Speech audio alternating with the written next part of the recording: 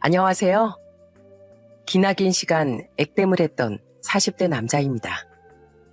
제가 액땜을 했다고 말한 건 그만큼 좋지 않은 크고 작은 일들이 몇 년에 걸쳐 제 인생에 일어난 이유에서예요. 그 시기가 끝난 지금은 너무나도 잘 살고 있기에 그 일들이 액땜은 아니었을까 하고 생각하게 된 거죠. 하지만 여전히 마음 한구석에 상처가 자리 잡고 있는 건 그 일들 중 가장 큰 사건이 제 아내와 관련된 일이었기 때문입니다.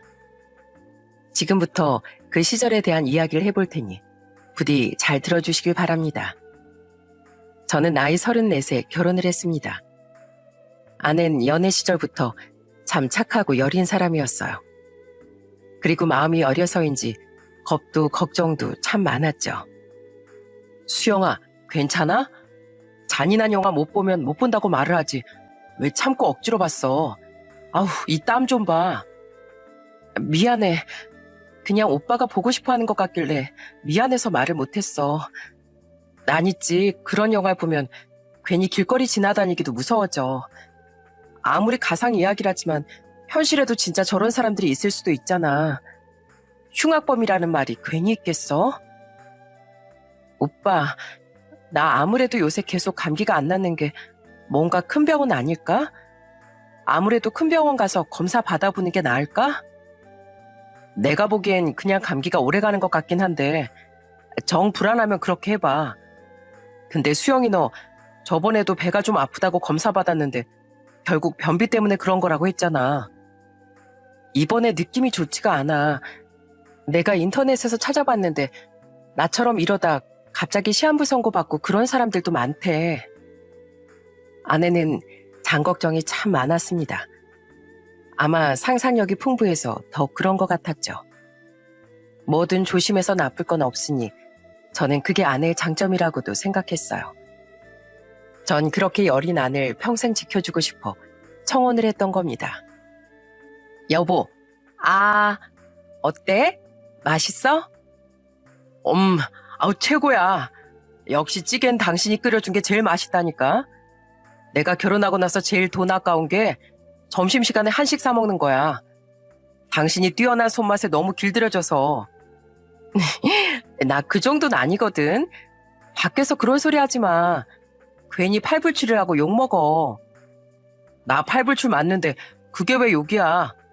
누가 뭐래도 내 입엔 사랑이 듬뿍 담긴 당신 요리가 세계 제일이야. 나 결혼해서 너무 행복해. 아내와의 결혼 생활은 마치 소꿉놀이를 하는 듯 행복했습니다. 아내와 전 결혼 후 얼굴이 폈다는 얘기를 사람들을 만날 때마다 듣곤 했죠. 물론 결혼 후 아들과 딸을 낳으며 육아 전투 모드로 돌입해야 하기도 했지만 그마저도 제겐 솜사탕을 입에 넣은 듯 달콤하게 느껴졌어요. 어머님, 아버님, 잘 지내셨어요? 아버님 저번에 허리 아프다고 해서 마사지 기계 보내드렸었는데 그건 좀 어떠세요? 아유, 애미야, 말도 마라. 며느리가 보내준 건데 어련히 좋은 거겠냐면서 저 양반 하루에 2시간씩은 꼭 그 마사지 기계에 붙어있다. 그래도 효과는 확실히 좋은가 보더라고. 항상 고맙다 얘야. 애미야, 그 마사지 기계 효과가 기똥차더라. 역시 우리 며느린 안목이 있다니까. 저희 부모님은 상냥하고 살가운 아내를 많이 예뻐하셨습니다. 제 여동생도 나중에 동생과 결혼했던 매제도 아내와 사이가 좋았기에 부모님 댁에 갈 때면 늘 집에선 웃음이 넘쳐났죠. 그건 처가에서도 마찬가지였어요. 아내가 예쁘면 처가댁 담장에도 절을 한다죠. 아내를 많이 사랑했던 전 장인 장모님과 처제의 처남에게 정말 잘하려고 노력했어요. 그런절 처가 식구들도 많이 좋아해 주었기에 우리의 결혼 생활은 정말 행복했습니다. 그렇게 순항을 하던 결혼 생활에 제가 결혼한 지 5년이 지난 뒤부터 자꾸 폭풍이 불어오더라고요. 바로 제가 자꾸만 다쳤었다는 거죠. 처음엔 자전거 사고였어요. 브레이크가 고장난 자전거가 내리막길에서 속도 제어를 못하며 주말 오후 슈퍼에 가던 절 덮쳐버린 겁니다. 여보, 울지 마. 나 별로 크게 다치지도 않았잖아. 이게 크게 안 다친 거야? 그리고 이만했으니까 그나마 다행이지. 자칫 진짜 더 큰일 날 뻔했잖아. 이게 무슨 날벼락이야. 속상해 진짜. 다행히 크게 다치진 않았지만 전 그 일로 이마를 무려 12바늘이나 꿰매야 했습니다. 그 뒤 두 번째 사고는 그로부터 1년 뒤 저희가 살던 아파트 비상구 계단에서 일어났어요. 와, 내가 진짜 정신이 나갔나 봐. 왜 어제 알림을 새로 안 맞춰놨지? 여보, 물이라도 한 잔 마시고 가. 아니야, 양치도 못하고 가는데 물은 무슨. 나 진짜 늦었어. 여보, 오늘은 나 먼저 출근할게. 당신도 이따 애들 어린이집 조심히 데려다주고 출근도 잘해. 우리 천사들 아빠 간다. 그날은 평소 아내와 함께 애들을 어린이집에 데려다주고 출근하던 다른 날과 다르게 저만 일찍 출근길에 나서 섰습니다. 중요한 회의가 있던 날이라 일찍 출근했어야 했거든요. 하필 그날 알람을 깜빡하고 늦잠을 잤던 전 대충 눈곱만 떼고 엘리베이터 앞으로 달려나왔어요. 그런데 그날따라 엘리베이터가 너무 안 오더라고요. 원래 출근 시간엔 엘리베이터가 층층이 오래 서긴 했지만 그날은 너무 애 같았어요. 결국 전 급한 마음에 비상구 계단으로 뛰어내려가는 길을 택했죠. 하지만 마음이 너무 급했는지 저는 그날 계단에서 굴러 다리를 다치고 말았습니다. 저번엔 이마가 찢어지더니 이번엔 다리야? 왜 자꾸 당신한테만 이런 사고가 일어나는 거야? 여보, 이거 무슨 무당집이라도 가봐야 하는 거 아니야? 에이, 그냥 재수가 없었던 거지 뭐. 그래도 당신 혹시 모르니까 인터넷으로 응급처치하는 법이라도 배워. 이러다 또 사고가 나서 이번엔 진짜 크게 다치기라도 하면 당신 몸은 당신이 지켜야 할 거 아니야. 이러다 언젠가 당신이 나만 두고 잘못되면 우리 애들은 어떻게 해. 나 너무 무서워. 에이, 여보, 불길한 소리 하지 마. 하지만 걱정되니까 그렇지. 미안해. 앞으로 내가 더 조심하고 다닐게. 그러니까 걱정하지 마. 어? 다행히 다른 곳엔 타박상 외엔 별 다른 문제가 없었지만 전 한동안 다리에 깁스를 하고 고생해야 했습니다.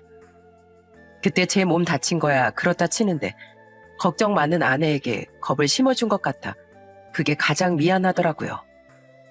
평소 장걱정과 겁이 많던 아내는 오만 가지 불길한 미래를 상상하며 걱정에 잠겼었거든요. 그렇게 다리가 다 회복되고 몇 달 뒤 저는 처음 열린 중학교 동창회에 나가게 됐습니다. 한 친구 녀석이 한번 모이자며 동창들에게 연락을 돌렸었죠. 전 대전에서 나고 자랐기에 동창들이 가장 많이 살던 대전에 내려가 동창회에 참석했어요. 그리고 그때 중학생 시절 제법 친했던 준이란 친구와 조우하게 됐습니다. 야, 김성구, 이게 얼마만이냐? 잘 지냈어?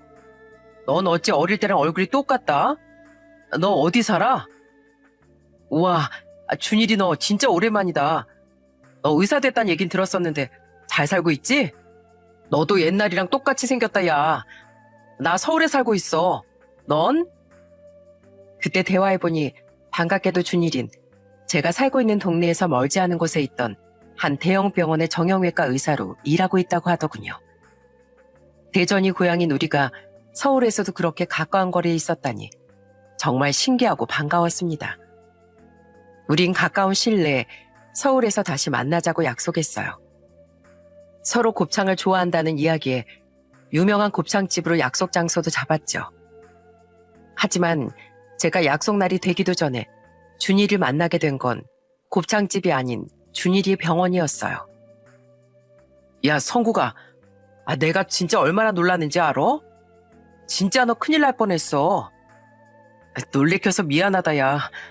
그래도 다른 병원보단 친구가 있는 병원이 훨씬 나을 것 같아서 여기로 왔지. 잘 왔어. 내가 앞으로도 너 신경 많이 써줄게. 전 얼마 뒤 또 사고를 당했거든요. 이번에 난 사고는 제가 피할 겨를도 없었던 교통사고로 전 여태까지 다친 것과는 비교도 되지 않을 만큼 크게 다쳤습니다.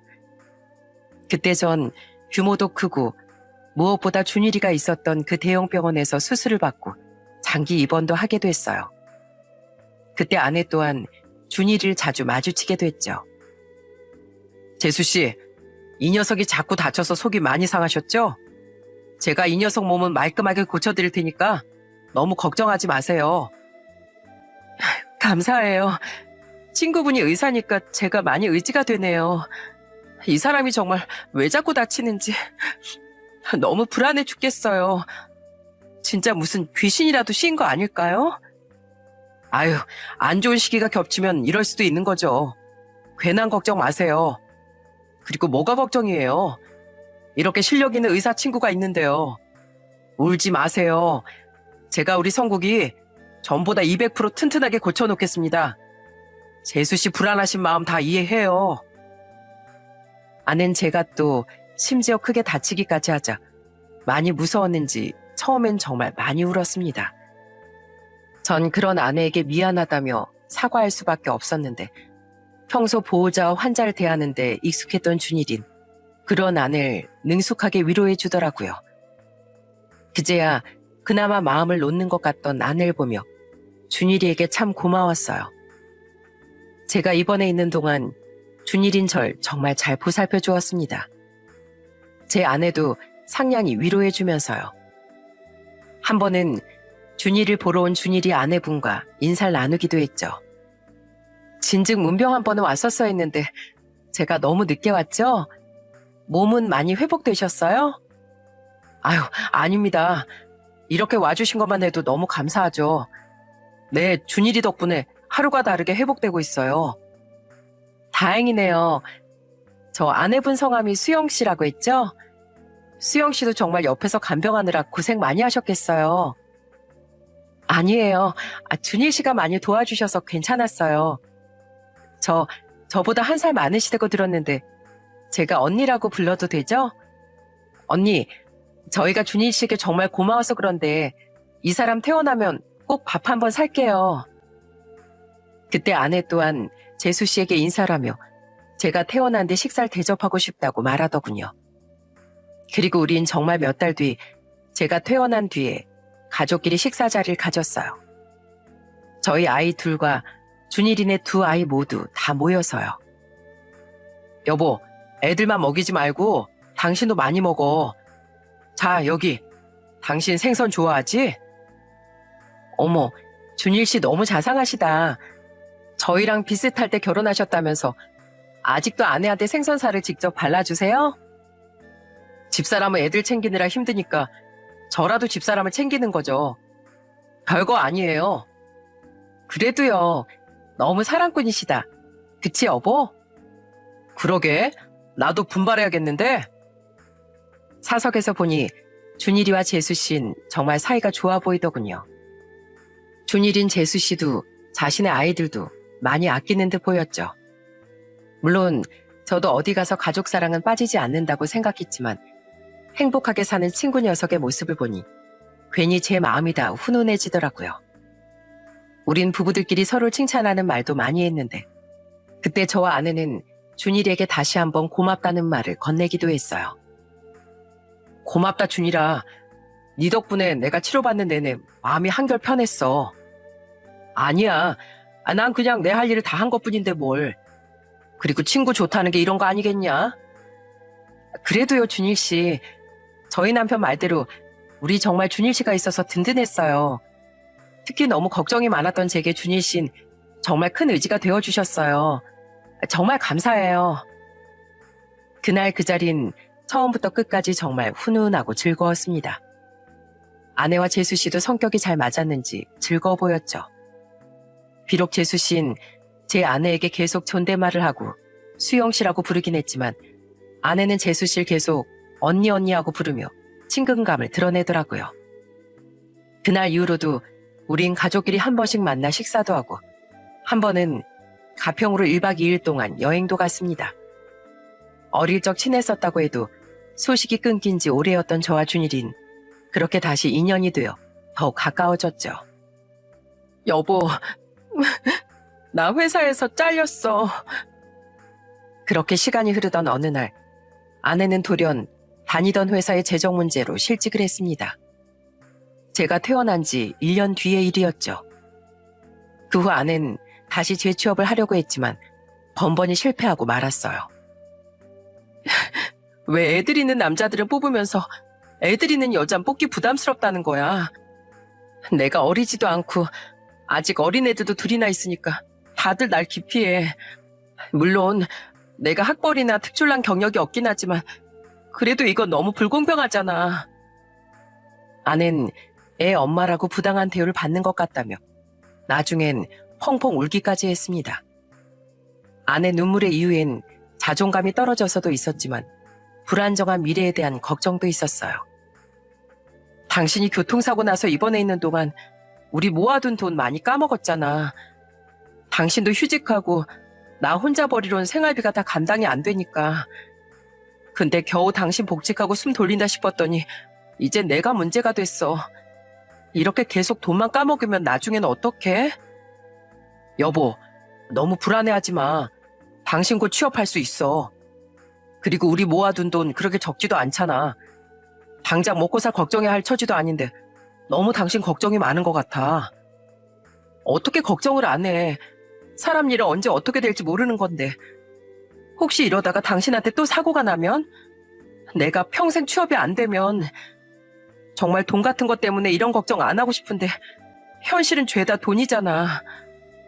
미안해 여보. 내가 당신 걱정 안 하게 돈을 더 잘 벌었어야 했는데 내가 당신을 불안하게 만든 것 같네. 솔직히 우리 형편이 그렇게 초조해질 정도는 아니고 그냥 평범한 정도였는데 아내 스트레스가 심해도 너무 심한 것 같았습니다. 그 모습에 저까지 초조해지면서도 한편으론 씁쓸하더라고요.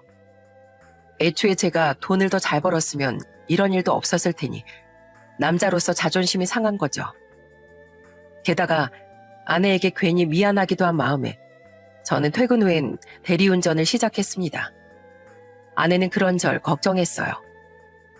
여보, 저번에 내가 괜한 말을 해서 당신 무리하는 거 아니야? 아니야. 아니, 당신 말대로 내가 가장이면서 집안 상황에 대해 너무 안일하게 생각했어. 나 아직 젊고 체력도 쌩쌩해. 그러니까 여보, 이제 그만 불안해하고 당신은 이직 준비만 열심히 해. 따고 싶어 하던 자격증 공부도 하고. 하지만 전 아내를 위해 투잡을 그만두지 않았습니다. 아내는 재취업을 하기 위해 자격증 공부도 하고 아이들도 돌보며 제게 늘 미안하고 고마워했어요. 분명 처음엔 그랬죠. 하지만 아내는 얼마 되지 않아 점점 집안일도 잘 하지 않고 자격증 공부도 하지 않으며 게을러지는 모습을 보였어요. 매일은 아니지만 아내는 평일 저녁이나 주말엔 친구들을 만나 취업 스트레스를 풀겠다며 아이들을 제게 맡기고 자주 외출도 하곤 하더라고요. 처음엔 취업 스트레스라는 말 때문에 저도 참고 집안일도 많이 도우려고 노력했습니다. 하지만 점점 아내가 밖으로만 나돌며 아이들에게까지 많이 소홀해지자 결국 아내에게 목소리를 높이게 됐죠. 대학 친구들을 만나러 간다고? 당신 요새 왜 이렇게 친구들을 자주 만나? 자격증 공부는 아예 손에서 놓고 애들한테도 소홀해지고 적어도 애들을 하루 이틀도 아니고 이렇게 자주 방치해두지 말아야 할 거 아니야. 내가 맨날 놀지 말라고 한 것도 아니잖아. 내가 취업은 고사하고 애들이라도 좀 신경 써달라고 몇 번이나 좋게 부탁했어? 내가 뭐 몇 년을 놀았어? 내가 평생 얼마나 열심히 일했는데 이렇게 잠깐 쉴 때 친구들을 만나서 놀지도 못해? 당신 말은 아니라고 해도 나한테 빨리 직장 구하라고 눈치 주는 거지? 당신은 왜 이렇게 속이 좁아? 솔직히 취업 준비야 제가 일을 더 뛰어서라도 가족들을 먹여 살리면 되니 괜찮았습니다. 하지만 아이들에게 소홀한 모습에 전 아내에게 화를 내기 시작한 거예요. 하지만 아내는 오히려 제게 적반하장으로 화를 낸 뒤 놀러 나가버리곤 했죠. 그런 일이 몇 번이나 반복되니 너무 속상하더군요. 돈과 취업을 떠나서 집안과 가족에게 소홀해진 아내에게 너무 서운했어요. 그렇게 힘든 시간을 보내던 와중 양갈 방문할 때를 빼고 그나마 웃을 수 있던 날이 바로 가끔 준일이네 부부와 만나는 날이었습니다. 점점 저와 서로 서먹해지던 아내도 그날만은 찡그리지 않고 아주 즐거운 듯 웃곤 했거든요. 저 또한 평소 일만 하느라 다른 친구들을 만날 일도 없어 그날은 참 숨통이 트이는 기분이더라고요. 뿐만 아니라 전 준일이와 둘이서도 아주 가끔 만나 술을 마시거나 통화를 하곤 했어요. 요새 재수 씨랑 사이는 어때? 괜찮아? 그냥 똑같지 뭐. 집사람을 최대한 이해하려고 노력하고 있어.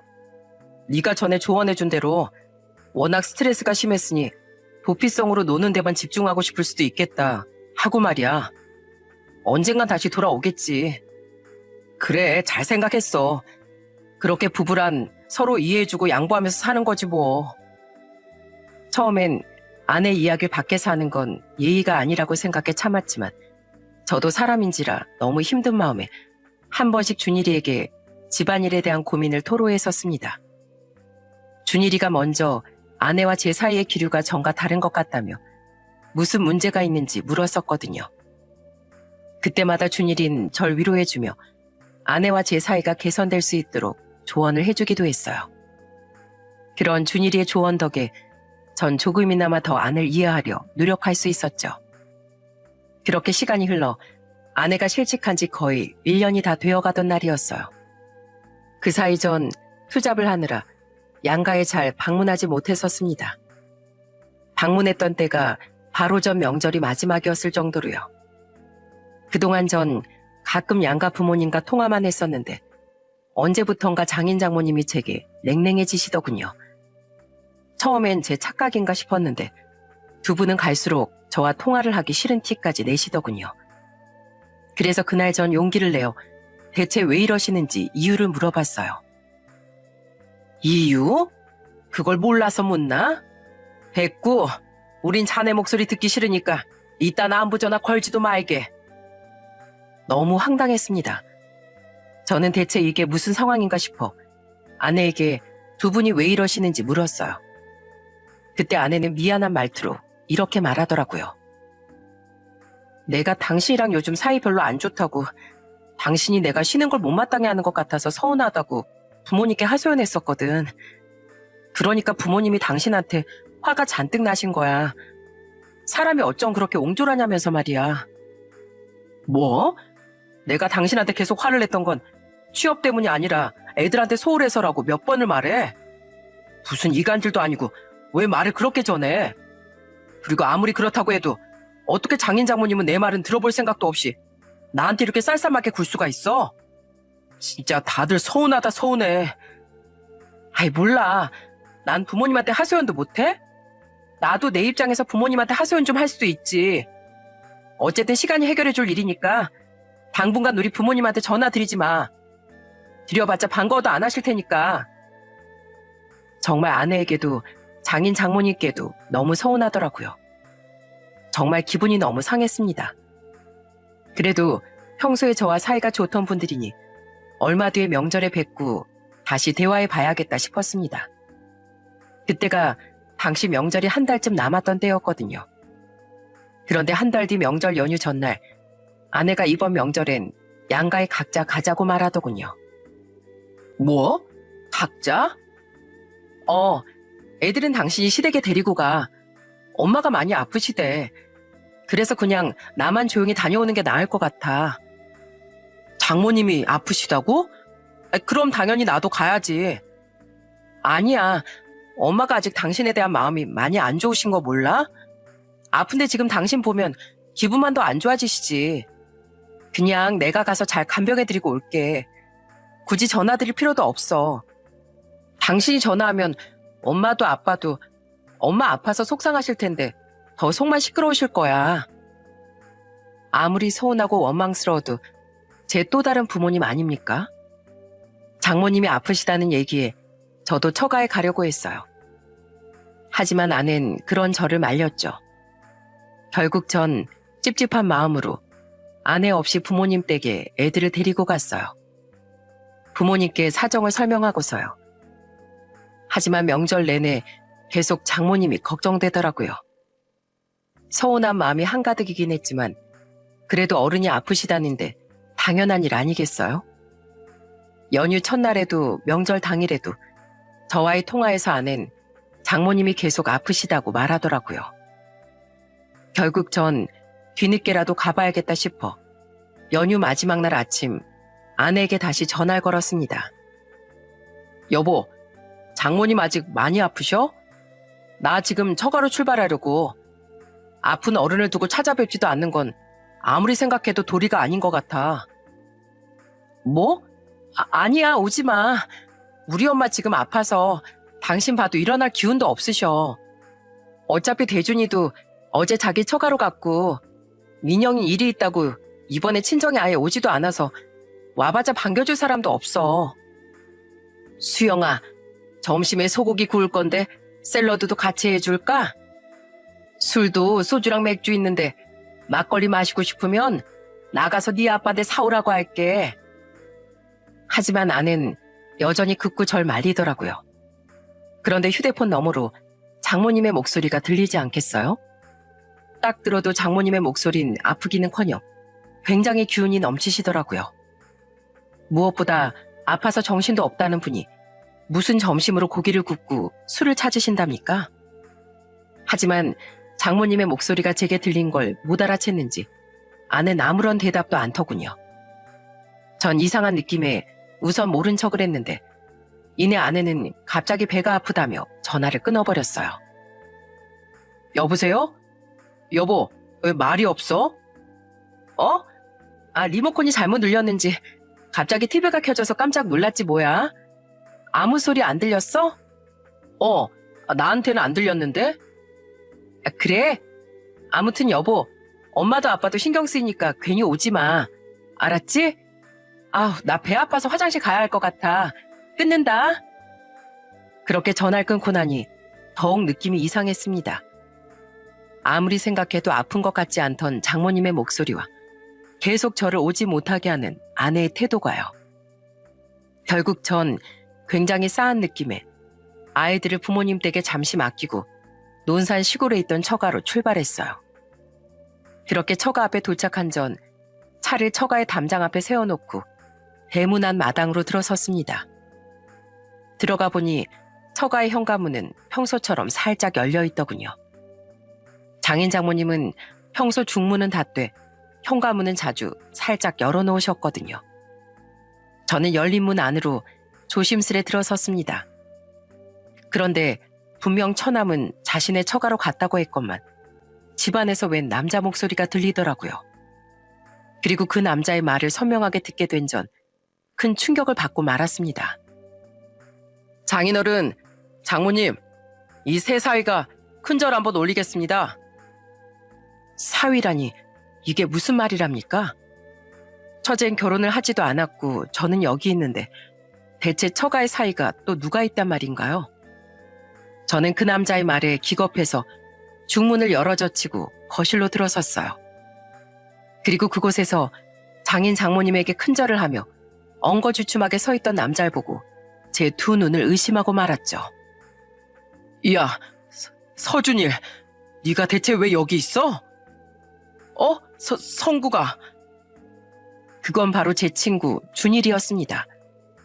그놈도 옆에 서서 웃고 있던 아내도 표정이 싹 굳은 채 얼어붙더군요.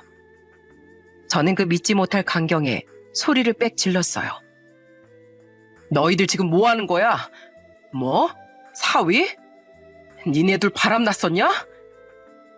여보, 그게... 설마 싶었지만 제 말에 그 둘은 아무 말도 못하고 말을 더듬었습니다. 그 모습이 곧 긍정의 의미였던지라 순간 부하가 치밀어 오르더라고요.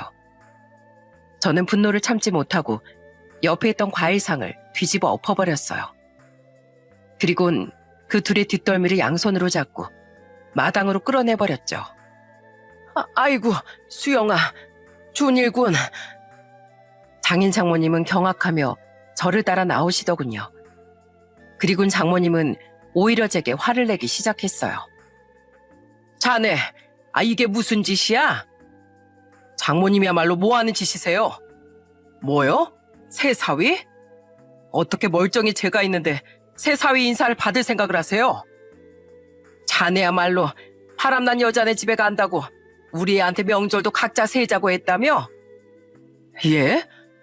어디서 모른 척이야? 우리 수영이가 그러더만 자네가 바람났다고. 근데 애들 생각에 차마 이혼할 순 없겠어서 우리 수영이가 참아준다고 했다며?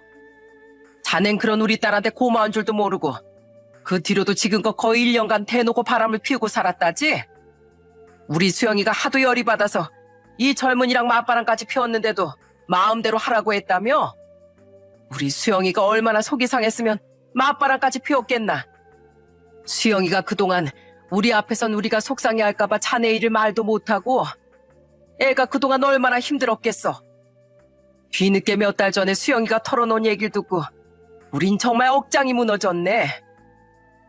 저야말로 기가 막혀서 대들려는데 장모님의 말이 뭔가 이상하더라고요. 장모님은 저녁 금시초문에도 어처구니 없는 말을 계속 제게 늘어놨어요. 자네가 어떻게 이럴 수가 있나? 우리가 자네를 얼마나 믿었는데. 근데 자넨 우리가 다 알고 있다는 것도 모르고 뻔뻔하게 계속 착한 사위인 척 안부 전화하더구만. 수영이가 새로 만나는 남자랑 같이 살고 싶다고. 그래서 자네랑 이혼할 결심을 했으니 당분간만 아무것도 모르는 척 해달라고만 안 했어도 우린 진즉 서울까지 쫓아가서 자네 머리끄댕이를 잡았을 거네. 잘못해서 맞바람 피운 걸 들키면 애가 이혼할 때 불리해질 수도 있다고 해서 우리가 참았던 거야. 저번에 뻔뻔한 자네에게 하도 화가 나서 우리가 알고 있다는 걸 얘기할 뻔했을 때 수영이가 다시 전화해서 조심 좀 해달라고 어찌나 부탁을 하던지. 어쨌든 이 모든 일의 시작은 자네 아닌가. 근데 어디서 모른 척을 해? 어디 이렇게 갑자기 찾아와서 내 딸이랑 우리 새 사위를 내동댕이 쳐? 이게 다 대체 무슨 얘기예요? 누가 맞바람을 피워요? 그런 막장인 얘기를 여태 믿으셨다고요? 두 분은 절 그렇게 모르세요? 정말 실망입니다. 뭐라고? 전 여태 바람 피운 적도 없고 그저 가족 먹여 살리려고 열심히 투잡하며 산 죄밖에 없어요. 그동안 집사람과 사이가 안 좋았던 건 집사람이 취업 준비도 제대로 안 하고 애들도 잘 안 돌보면서 밖으로만 나돌았기 때문이에요. 근데 이제 보니까 저 옆에 내가 바람이 나서 그랬던 거네요. 그리고 이번 명절에 안 온 것도 장모님이 아프시다고 굳고 저한테 처가에 오지 말라길래 집사람 말 듣고 안 왔던 거고요. 뭐? 내가 아프다고 했다고? 네. 그리고 저 남자 제 중학교 동창 녀석이에요. 저 교통사고 났을 때 입원했던 병원 의사이기도 하고요. 뭐? 자네 동창? 네. 최근까지 우리랑 부부 모임도 했던 인간인데 저 둘이 바람이 났었단 말이죠. 와, 진짜 세상 무섭네. 장모님, 장인어른 두 분 뭔가 단단히 속고 계신 것 같은데 저놈 애 둘까지 키우면서 살고 있는 엄연한 유부남이에요. 근데 누구랑 재혼을 해요? 유부남? 아니 자네 이혼한 지 한참 됐다며? 그게 저도 곧 이혼할 생각이었습니다. 그래서 그냥 그렇게 말씀드렸던 거예요. 이게 대체 다 무슨 일이야? 수영이 너 부모인 우리까지 지금 농락하고 속인 거야? 그렇게 쭉 이야기를 들어보니 아주 황당하기 짝이 없는 상황이더군요. 그러니까 아내는 바람을 피운 건 자신이면서 그동안 처가에 제가 먼저 바람을 피웠다고 거짓 험담을 해온 거예요. 그놈과 자신의 관계를 정당화하기 위해서요. 그제야 왜 장인 장모님이 제게 냉랭했었는지 이해가 가더라고요. 두 분은 아내의 거짓말 때문에 저를 완전 파렴치 안으로 알고 있었던 거예요. 심지어 서준일 그놈까지 멀쩡한 재수실 두고 이혼했다는 거짓말까지 했더라고요. 모든 진실을 알게 된 장인 장모님은 완전히 경악을 했습니다. 아낸 그런 두 분의 눈치를 보더니 이내 뻔뻔하게 이러더군요. 그래, 엄마 아빠. 사실 애들 아빠가 바람 피웠다는 거 다 거짓말이었어. 근데 엄마 아빠도 솔직히 맨날 다치고 무능력한 저 사람보단 돈 많은 의사인 이 사람이 사이로서 훨씬 마음에 들지 않아? 당신 내가 너무하다고 생각하지 마. 그래, 내가 바람 피운 건 잘못됐지만 당신도 잘한 거 없어. 당신은 허구한 나 걱정시키고 돈도 이 사람에 비하면 쥐꼬리만큼밖에 못 벌었잖아. 계속 다치던 당신 때문에 불안해하던 내게 이 사람은 의지가 되어줬어. 게다가 이 사람 돈도 잘 벌어서 내가 고작 실직 좀 했다고 돈 걱정할 필요도 없는 사람이야. 그렇게 나 걱정 안 시키게 더 잘나지 그랬어? 뭐? 당신 그걸 말이라고 해? 남편이 계속 다치면 물론 불안하게 하겠지만 정신이 똑바로 박힌 사람이라면 더 위로해주고 힘이 되어주려고 해야 하는 거 아니야? 적어도 난 이번에 당신이 실직했을 때 어떻게 해서든 당신 짐을 덜어주고 당신에게 의지가 되어주려고 노력했어. 그리고 솔직히 교통사고 때야 잠깐 일을 쉬었지만 그전엔 깁스를 하고서도 단 하루도 일을 쉰 적도 없었다고. 근데 당신은 이때다 싶어서 바람을 피웠다고? 그것도 내 친구랑? 너희들이 대체 언제부터 눈 맞았냐? 당신이 변하기 시작했을 때? 아니면 실직했을 때? 아니, 당신이 입원해 있을 때부터 만났는데? 뭐? 아는 되도 않는 변명을 하며 자꾸만 자신의 바람을 정당화시키려고 하더군요. 그 옆에 있던 준일인 그래도 부끄러움은 아는지 고개조차 못 들고 있었죠. 그러니까 아내 말에 의하면 기가 막히게도 그들은 제가 입원해 있을 때부터 부적절한 관계를 맺었다고 해요. 처음엔 의지가 되는 그놈과 가볍게 만나기 시작했다던 아는 실직한 후에 본격적으로 그놈과 재혼할 마음을 먹었다고 하더라고요. 생각보다 그 둘의 관계는 더 오래되고 훨씬 지저분했던 거예요. 저는 고개를 푹 숙이고 있던 그놈에게 냅다 주먹을 날렸습니다. 야, 입 없냐? 어디 싹싹 빌지도 않고 꿀먹은 벙어리가 됐어?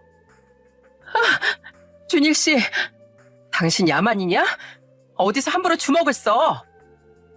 그러자 저보다 깡말랐던 그놈은 픽하고 고꾸라졌고 아내는 그놈을 감싸며 제게 화를 냈습니다. 저는 그런 그들을 경멸스럽게 바라보며 곧장 재수씨에게 전화를 걸었어요. 재수씨, 저 성국인데요. 지금 준일이 자식 어디 있는지 아세요? 네? 그 사람 병원에 급하게 일이 있다고 아침에 나갔는데? 병원이요? 아닙니다. 이 자식 지금 저희 처가에 와 있더라고요. 제 아내랑 이 자식 둘이서 무려 제가 입원했을 때부터 바람이 난 사이였대요. 이젠 우리랑 이혼하고 재혼하겠답시고 우리 몰래 제 처가 인사를 와 있더라고요. 글쎄. 우린 그동안 이 둘 앞에서 완전히 바보가 됐던 겁니다. 야, 김성구. 여기서 갑자기 우리 집사람을 왜 끌어들여? 그러자 그놈은 제 처가 인사까지 왔던 주제에 경악을 하며 냅다 제 손에서 휴대폰을 뺏어 전화를 또 끊어버리더군요. 저는 그놈의 손에서 얼른 다시 휴대폰을 낚아채우며 비아냥댔어요. 왜? 어차피 이혼하려고 했다며?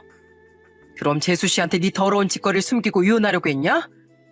너희 둘 다 이혼할 때 불리할까봐 숨어서 이딴 짓을 벌이고 있던 거지? 야, 서준일. 의사식이나 되는 놈이 왜 이렇게 추하고 치졸하게 사냐? 진짜 인생 이따위로 살지 마. 네가 이따위 추한 놈으로 자란 걸 알았으면 난 진즉 너 같은 놈이랑 다시 인연도 안 맺었을 거야. 이 천벌받을 놈아. 아, 진짜 오늘 완전 일 다 꼬였네. 하지만 그놈은 제게 사과도 변명도 않고 냅다 대문 밖으로 도망을 쳐버리더군요. 그리고 모든 상황을 지켜본 장인어른은 아내에게 불벼락을 내리며 마당에 빗자루를 집어드셨어요. 네, 어쩐지 이상했다. 김서방이 바람났다는 것도 네가 맞바람을 핀다는 것도 너무 황당하고 이상했어. 그래도 내 널 위해서 우선 잠자코 지켜봤는데 내 자식을 믿은 내가 멍청했구나.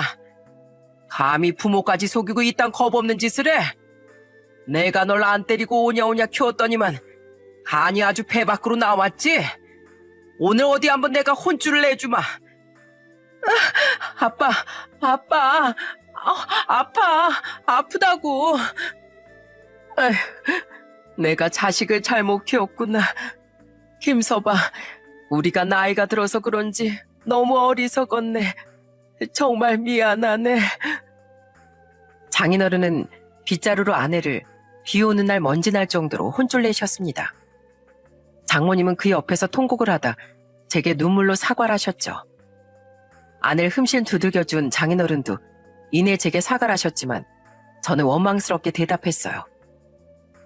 애초에 말도 안 되는 집사람 말만 듣지 말고 저한테 한 번이라도 전화해서 확인하셨다면 이런 일 없었을 거잖아요. 제가 그동안 두 분께 얼마나 잘했는데 다 소용없는 짓이었네요. 두 분께 전 조금의 신뢰도 없는 존재였으니까요. 정말 서운합니다. 이만 가보겠습니다.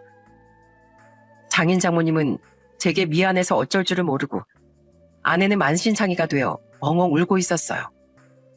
저는 그들을 내버려두고 그곳을 그냥 나와버렸죠. 그 후 아내는 저와 아이들이 있던 집으로 돌아와 자기 짐을 싸서 아예 나가버리더군요. 애들이 엄마 어디 가냐고 우는데도 외면하고서요. 안 그래도 어떻게 이혼 얘기 꺼내나 했는데 차라리 잘 됐어. 재산은 당신이 원하는 대로 가지고 가. 난 어차피 이제 의사 사모될 거라 그 돈 없어도 잘 살 수 있거든. 애들은 준일 씨가 원하지 않으니까 당신이 키워.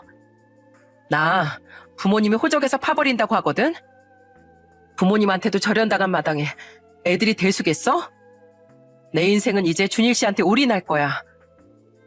당신이 그딴 말 안 해도 애들은 내가 키울 생각이었어. 당신 앞으로 애들 볼 생각도 하지 마.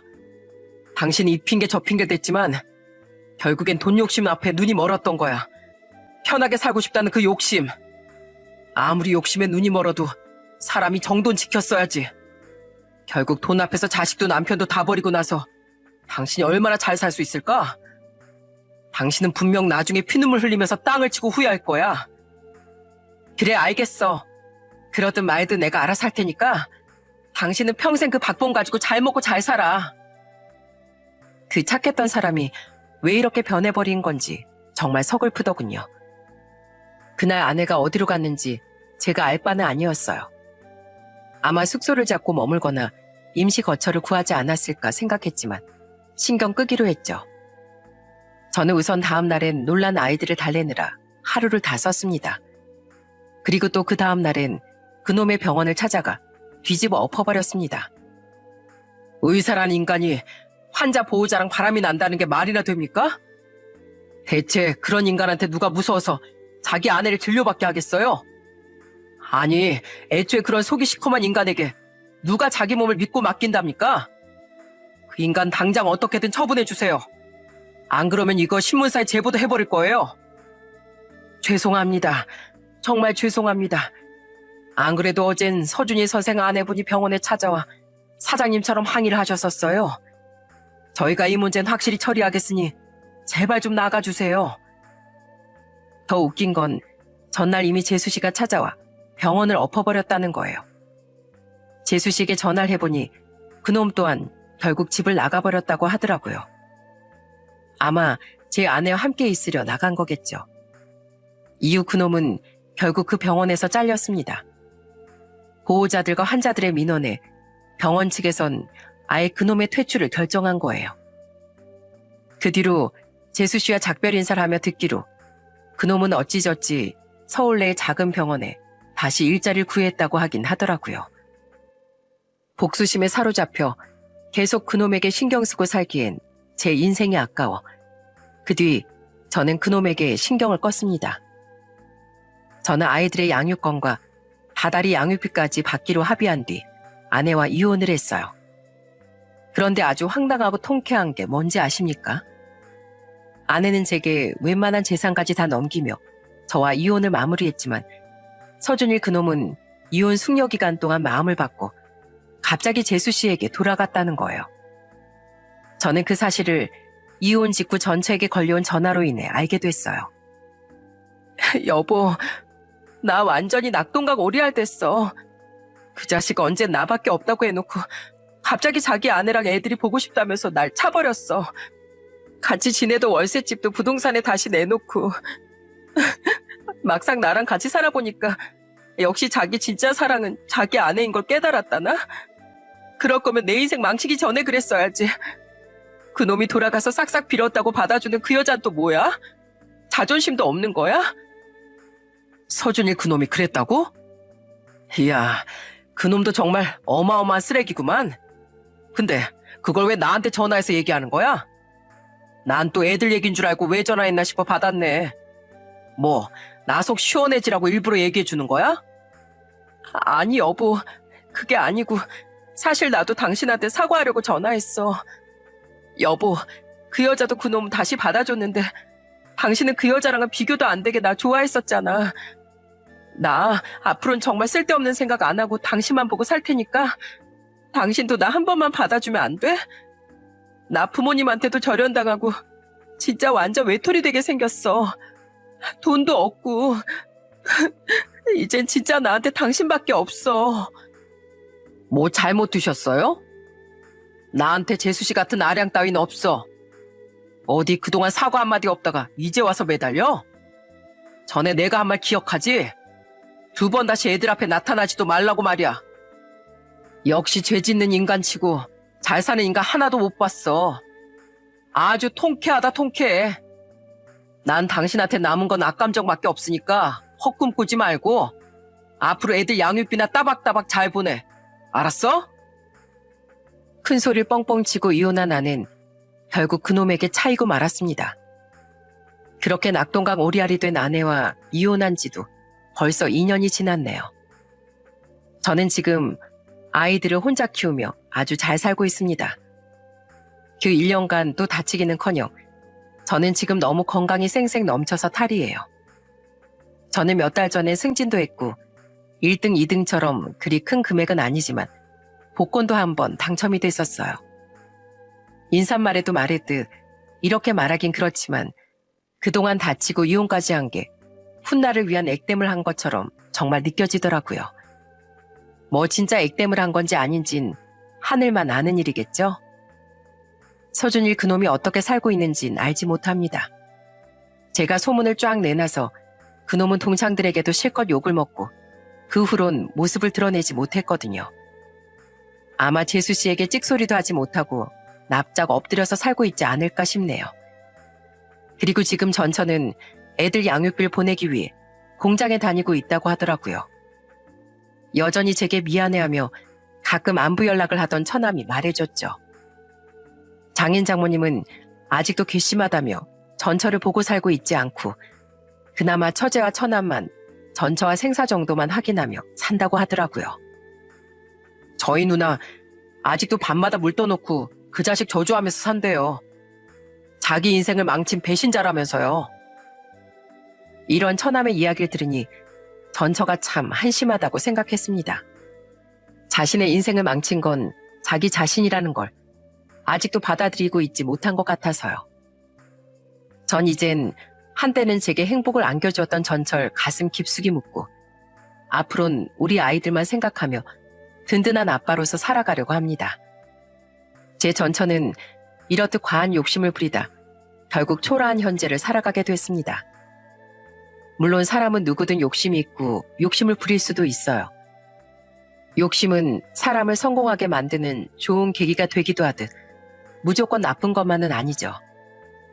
하지만 과한 욕심을 부려 결국 넘지 말아야 할 선까지 넘는다면 그 선 안쪽으로 돌아오긴 굉장히 힘들어지게 되는 것 같네요. 마치 제 전처처럼 말입니다. 그러니 여러분은 항상 적절한 선을 지켜 욕심과 욕망을 긍정적으로만 활용하셨으면 좋겠어요. 그럼 전 이만 사연을 마쳐보겠습니다. 끝까지 함께해 주셔서 감사드려요.